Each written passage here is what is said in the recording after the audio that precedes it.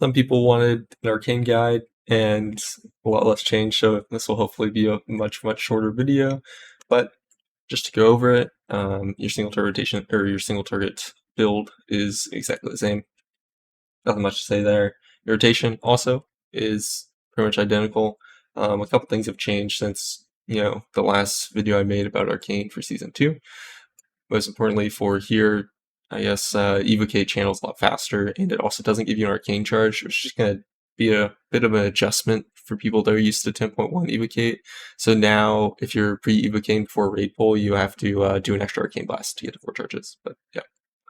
So for your burn, you want to Evocate. Ideally, you get 4 charges, and then you go into your big burn, and that's just Radiant Spark, Tempest, Arcane Surge, Magic, Barrage, Touch the Magi. Then after Touch the Magi, you use your Radius Fragment, and then you want to consume the remaining Radiant Spark stacks with Arcane Blast, which is usually 3. This would change if you have Orb Barrage and you get a proc, but yeah. This is the same burn that we had before, only now you don't need to worry about burn of power any stage of it. So your single target priority is actually what you end up doing both once you reach this point, so after you consume your Radiant Spark and Touch the Magi, or when you're out of cooldowns. You're never going to Arcane Orb really and Touch the Magi, but this is a filler thing, so if you don't have max Arcane charges, you're Arcane Orb. You're going to Shifting Power as soon as your Siphon Storm runs out. In 10.1, we were kind of waiting for Rune of Power to go away, but Siphon Storm is basically the same thing. It's just 30 seconds from when you Evocate, so you might want to track that to wait to Shifting Power till it's over. Then you're just getting Nether Tempest, either just to refresh it in the last like 20% or so of its duration, or if it isn't ticking. This is only if you have max Arcane charges. You don't want to do this always. This is kind of a mana conservation tool, which is why this last thing's important. It's either you're in Double Lust, or like just in Temporal Warp Lust, or you just have really low mana. So that's when you Nether Tempest. This is a mana conservation tool outside of your burn, because it's always used right here regardless. Then you have Arcane Blast with Nether Precision. This is actually your main rotation. All the stuff above is like conditionals that you're doing not very frequently. And then this is your main rotation, which is 3 buttons. So you Arcane Blast, if you have Nether Precision, which Nether Precision is this. You consume Clearcast Missiles, you increase the damage next to Arcane Blast by 20%. Ideally, we would only press Arcane Blast with this, and only press Clearcasting to refresh it in single target, which is exactly what this says. So you Arcane Blast if you have Nether Precision, you Arcane Missiles if you don't have Nether Precision, and we actually want to cancel Arcane Missiles by spamming the Arcane Blast button. To give you an example of that, I would just be spam pressing Arcane Blast to cancel it. Yeah, and then if you don't Clearcast Missiles and you don't have Nether Precision, you just Arcane Blast anyway. And if you don't have the mana to Arcane Blast, that's when you Barrage. Aside from your single target burn, which this is denoted by having Evocate and Surge up and Magic, your mini burn is going to happen when you have Touch the Magi back up. And so you do essentially the same thing, except you remove Surge and you remove Evocate. So you have Radiant Spark into Nether Tempest, into Barrage, Touch the Magi, then you consume Radiant Spark with Arcane Blast. We need to do one more Arcane Blast than before, because now Surge isn't taking away one of the Radiant Spark stacks. It's also worth noting we stack Temporal Warp with Lust. So yeah, now let's go into a single target rotation example for you. Alright, here's going to be the single turret example video. And yes, it's dummies and execute. This is just meant to show you the example. I don't care about the damage. I didn't mention, but you should also use Presence of Mind Arcane Blast for the last 2 GCDs to Touch the Magi. At the moment, there's not an execute barrage conditional for Touch the Magi, so we can avoid that unless that becomes a thing. But also, and I know I'm interrupting this a little bit, but I'm pretty sure my Arcane Charge thing is bugged, because this is not supposed to give you an Arcane Charge, so I think that it's actually the weak aura I use that shows this that is bugged, and that's why it shows 1 stack, so yeah. So I did that extra blast there. But you can see that's just our sequence, right? I did a Radiant Spark into a Nether Tempest, into a Arcane Surge, Barrage, Magic, then Barrage, Then I'm going to touch the Magi right now, and then after that, I'm going to press my Trinket. Then we just get rid of my Radiant Spark with Arcane Blast, and now I'm in my Conserve rotation. I'm just rotating between Missiles and Blast. And then here, I use Arcane Blast for the last 2 GCDs in my Touch the Magi. This is actually an old version of my weak aura, so it shows the Touch the Magi duration in duration. I currently use one that has a GCD tracker, so it'll say like 1.8, and basically anytime it's like 1 point something is when you would use your Presence of Mind to then Arcane Blast, because you have the time to get the 2 Arcane Blasts done. And you, by the way, you really want to use it at the end of Arcane, or at the end of Touch the Magi, not the start, because it doesn't make Arcane Blast cast any faster. If you have a 4-charge Arcane Blast, it's already casting at the speed of the GCD, so what Presence of Mind does is it just makes it so that it occurs at the start of the GCD instead of at the end of the GCD. Which is why we use it at the end to get more casts, not the start. So here I'm just going to keep doing my rotation, waiting to Shifting Power until my Second Storm runs out. It ran out, so I used it there. Just get another Tempest, like once because I'm in Lust. Then I start my burn, or my mini burn. Here, I'm just going to Arcane Blast until my Radiant Spark goes away. I go into my filler rotation. There I just Arcane, or bombed for the last GCD, Touch the Magi, instead of the last 2. Depends how it works out with its cooldown sometimes, because its cooldown doesn't start until you use both charges, so it misaligns. Now I'm running a little bit low on mana, which is just because I was in double Lust. So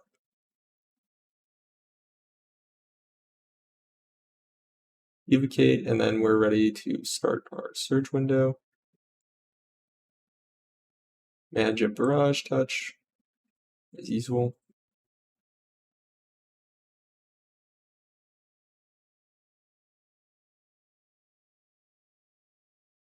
Here, my Presence Mind wasn't really up time, which is fine. I simply used it a little bit too late on the first one, because my duration check was weird. Again, Second Storm runs out, so I Shifting Power.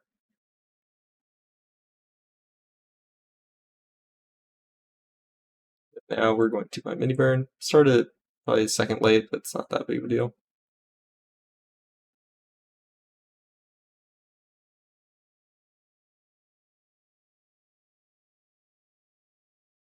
You can see, yeah, my Presence Mind wasn't up there. So anyway, that's how your single target rotation goes. You just craft mana gem if you run out of them, or if there's like you can't hit the boss, you'll craft it during your filler when you're not in any cooldowns. So yeah, this is what our AOE build is going to look like. And by the way, for any of this Arcane Theory crafting, a lot of it was done by Porum and Servant, but I think Porum's the really visual one. He's also the Wowhead guide writer for Arcane, so it's generally a great resource to visit as well. Alright, now we're done with that. Let's start talking about your talents. So you have Reverberate now, always in AoE. Concentrated Power causes your clear casting when you use an Arcane Explosion to do a second Arcane Explosion. This occurs about 500 milliseconds after the first Arcane Explosion. And it's honestly a little bit annoying because both your actual Arcane Explosion and this Echo can proc Reverberate. So there's a lot of different times where you'll experience weird Arcane Charge variations. Like you'll not proc Reverberate on your actual Arcane Explosion, but then this Echo from Clear Casting will proc Reverberate, so you'll get 3 Arcane Charges. Or both of them proc Reverberate, and you'll get 4 Arcane Charges, or the first one procs Reverberate, but the second one doesn't proc Reverberate, so you only get 3. It makes things a little bit more annoying to react to. Anyway, we also have Orb Barrage. This is a really, really good AoE talent, and it just causes your Arcane Barrage to have a chance to shoot an Arcane Orb, and this will give you Arcane Charges. So to go over the rotation now, your AoE and Miniburn are pretty much the same, except now Barrage has no cooldown and you have Orb Barrage, so instead of being set in stone, you actually do a variable burn based on when you get Orb Barrage. So let's go over that. For your AOE burn, you want to do Evocate, Radiant Spark, and then you have the same choice as last tier, where if you have less than 3 arcane charges, you Arcane Orb. If you have 3 or more and no clear casting, you Arcane Explosion. If you have 3 or more and clear casting, you Arcane Blast. This is not as complicated as it sounds, trust me. Then you would Nether Tempest, after that you Radius Fragment, then you Arcane Surge, here you Barrage into Touch of Magi, and now you have something that's variable. And this is dependent on whether or not this Barrage procced or Barrage or not.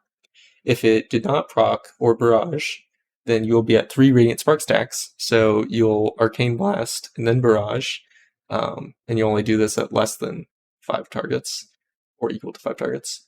And if it did proc Arcane Barrage, or Barrage, you'll then just Barrage again. Because this was the first hit against Radiant Spark, this was the second hit against Radiant Spark, and the third hit would have been the Orb conjured from this, so then you would be at the 4th Radiant Spark stack. If you're above 5 targets, by the way, you just completely ignore this, and you just Barrage anyway. And then you would Orb. For your Miniburn, much the same thing, except we have an extra Radiant Spark stack because we never surged, so think it, again, a little more complicated. So you Radiant Spark, have the same decision, no Tempest, Barrage, Touch of Magi. If you're at 2 Radiant Spark stacks, which means Orb Barrage did not proc here, then you Barrage again. If you're at 3 because Orb Barrage did proc here, then you would Blast and Barrage. Or if you're at 4 because Orb Barrage procced on your second Radiant Spark stack, then you would Barrage again. Here's kind of a graph to help you understand the 3 different scenarios that your Miniburn could do. And this is just going to be based off where your Orb Barrage procs. So the first one is no Orb Barrage procs. You do the standard Radiant Spark, Arcane Explosion, Nether Tempest. This can be Orb or Blast too. You do Nether Tempest, Barrage, Touch of Magi, Barrage, or Barrage. And I have these numbers to show you what stack of Radiant Spark you're doing each ability on so that you can tell where the Orb Barrage procced. Like for instance, in the second instance, you're doing 3 barrages back to back after your Touch the Magi. That's because your Orb Barrage procced after your second barrage, and it consumed your 3rd stack, so you want a barrage on the 4th stack. Now here, on the 3rd one, what ends up happening is that your Orb Barrage procs on the 1st barrage. If you barraged here, you wouldn't be able to take advantage of the 4th stack, so instead, you blast before barraging, and your Harmonic Echo makes this worth it when you're at less than or equal to 5 targets. If you're at above 5 targets, and this happens where Orb Barrage procs on the 1st barrage, you just ignore it and just barrage anyway. So you do a second, like what number 2 looks like, basically. Let's give you a quick example of that in game. So you do Radiant Spark, Explosion, Nether Tempest, Barrage, Touch, Barrage, Orb, Barrage, because I didn't have any procs. And you can see that if I was to copy this and put this in here and paste it, it's exactly the same as this, because I had no Orb Barrage procs. Hopefully that helped. We're going to do the rotation example next. There's a GC tracker over here. So you can see we do our Evocate. Now here we're going to Radiant Spark. Now we only have 1 Arcane Charge, technically probably 0. I don't know if Evocate's bugging, like in the single turret setting. So we're going to Arcane Orb right after this, into a Nether Tempest, into a Surge, into a Barrage, into a Touch of the Magi. Alright? Nether Tempest, Surge, Barrage, Touch of the Magi. Now here, my Orb Barrage did not proc. So you can see I'm at 3 Radiant Spark stacks. So this means I want to press Arcane Blast, and then do, since we're at 5 or less targets right now, and then do a non-queued Arcane Barrage. So Arcane Blast. I queued that. It's kind of illegal, but on retail I have an add-on that makes it so like it won't queue it. And then here, I didn't proc Orb Barrage again, so I'm going with an Arcane Orb. Then I Barrage, didn't proc it, so I Explosion. Then I Barrage, I did proc it, so I Barrage. Then I Explosion. Not at 4, so I Explosion again, then I Barrage, then I Explosion again, then I Barrage, then I Orb, Barrage, Explosion. And here, this is actually kind of annoying. What happened is, with clear casting, you have this reverberate from your Arcane Explosion. So you can see it reverberate, and that secondary echo can also proc reverberate. So instead of giving you 1 Arcane Charge, it'll give you 2 Arcane Charges, and you have no way of knowing that So you just have to react to this secondary proc giving you procking on itself to get reverberate or whatever. So that's kind of annoying. So that's why I did an extra Arcane Explosion. Then here I'm shifting power. We're gonna save this orb because Touch of Magi is close. Or barrage, barrage, barrage. Then explosion. I don't have it. Radiant Spark. Here I'm gonna blast because I have clear casting at the first stack. And then I Nether Tempest, Barrage, Touch the Magi, Blast again because I'm at 3, Barrage. Yeah. And then I'm getting some more Barrage procs, so I'm just kind of spam barraging. And then I'll use orbs when I don't have those.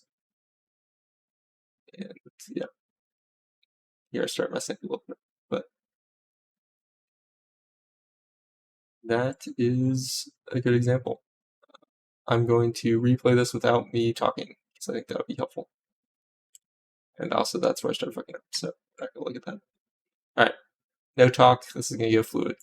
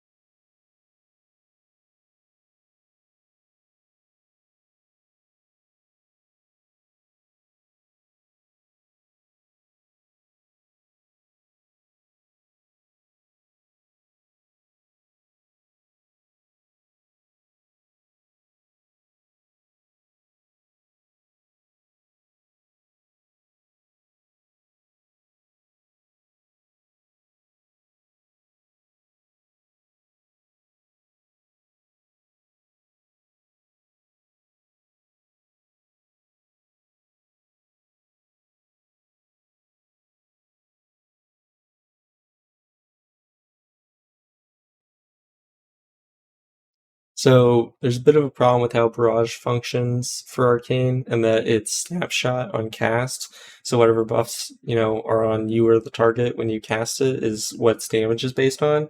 And this is an issue for two reasons. The first reason is that Arcane Surge doesn't get instantly applied to you when its cast meshes. So if you Q an Arcane Barrage after it, then it's not getting like the 35% damage buff from it. So that is something that we do in AOE and single target during a surge burn, right? We do an arcane surge into a barrage.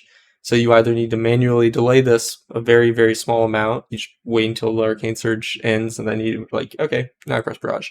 Or there's a few different solutions. You can get a lag macro like this. It's an arcane barrage fake Q. It's from Wago, made by Vardex. And this explains it down here how you would use this. This will just let you queue, but you'll create like a freeze your game for 100 MS or something if you try and trigger it in the conditions it works in. Alternatively, you can get like a Mana Divining Stone, which is an item from Suramar, and like make a cast sequence macro that you can only use when you're barraging in the circumstance where it's after Surge. But if you want to do that one, you should just join the Mage Discord and ask for him about it, because he made it, and that's kind of weird. This is also an issue with Radiant Spark, because Radiant Spark doesn't have time to increment if you cast Arcane Blast and then cast Barrage. However, and I didn't mention this in the AOE rotation, but normally to get around this, if you don't have the weak auras or anything, and you don't want to manually have a gap, like you can see here, there's a gap between my Arcane Blast and my Barrage cast here, then what you do is you just use Presence of Mind before you do any of your AoE burns. So you would Presence of Mind before this, essentially, or during it, and then you use Presence of Mind for this first Arcane Blast. Since you're not queuing your Barrage because your Arcane Blast has already happened, the issue's no longer present, and you just instantly cancel your Arcane or your Presence of Mind after the first Arcane Blast to get it on cooldown, so you'll have it ready for the next burn. For gearing, your trinkets are going to remain the same. You still really want an Iridius fragment, and then your second one can be the class trinket, or it can be the trinket from Ominous Chromatic Essence, is what it's called. Those are both quite good. And there's a few other just mediocre ones as well that you can use. Like I'm using Vessel because I don't have any of the ones I just mentioned on the off-piece. As for your stat prio, its remaining pairs the same. You just, want a pretty decent mix of things, but generally a bit heavy in mastery. So you're good to just keep simming your comparison. I'd imagine versatility is probably going to go up a little bit because you're sending so many more orbs, but versatility is already pretty good for Arcane. So yeah, kind of even mix aside from mastery being heavy.